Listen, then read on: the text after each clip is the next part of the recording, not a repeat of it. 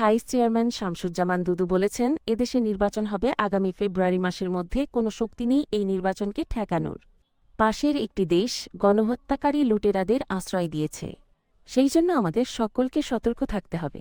আন্দোলনকারী শক্তিকে একটা জায়গায় ঐক্যবদ্ধ থাকতে হবে, সেটা হচ্ছে গণতন্ত্র ও দেশের স্বাধীনতার জন্য। মুক্তিযুদ্ধের পর যার সঙ্গে মুক্তিযুদ্ধের কোনো সম্পর্ক ছিল না, সেই মুজিব দেশে ফিরে এসে ক্ষমতা দখল করেছিল। বাংলাদেশে এখন আবার নতুন করে ষড়যন্ত্র শুরু হয়েছে। এখন কেউ কেউ জটিলতা সৃষ্টি করছেন, অনেকে বলার চেষ্টা করছেন আমরা আমাদের কানে আসে নির্বাচন হবে না হবে না, অনেকে বলার চেষ্টা করছেন, বিতর্ক করার চেষ্টা করছেন। এই দেশে নির্বাচন হবে আগামী ফেব্রুয়ারি মাসের মধ্যে। কোনো শক্তি নাই এই নির্বাচনকে ঠেকানোর, কোনো শক্তি নাই। বাংলার মানুষ তার পছন্দের প্রার্থীকে ভোট দেবে, পছন্দের দলকে তারা ভোট দেবে, পছন্দের মানুষকে তারা প্রধানমন্ত্রীর সিংহাসনে বসাতে চায়। পাশের প্রতিবেশী দেশ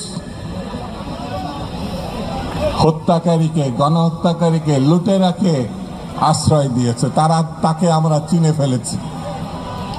সেই জন্য আমাদেরকে সতর্ক থাকতে হবে, সেই জন্য আমাদের ঐক্যবদ্ধ থাকতে হবে। আন্দোলনকারী শক্তি যারা আছেন, যে যেখানে আছে, একটা জায়গায় আমাদের ঐক্যবদ্ধ থাকতে হবে, সেটা হচ্ছে গণতন্ত্রের জন্যে, স্বাধীনতার জন্যে, আর ষড়যন্ত্রকারীদেরকে রুখবার জন্যে। এটির ঐক্যবদ্ধ ছাড়া এটি করা যাবে না।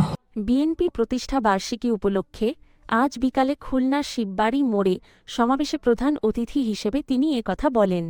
সমাবেশে প্রধান বক্তা বিএনপির তথ্য বিষয়ক সম্পাদক আজিজুল বারী হেলাল বলেন, আমাদের নির্বাচন, গণতন্ত্র ও ভোটাধিকারকে অনিশ্চিত করে তোলার চেষ্টা করা হচ্ছে।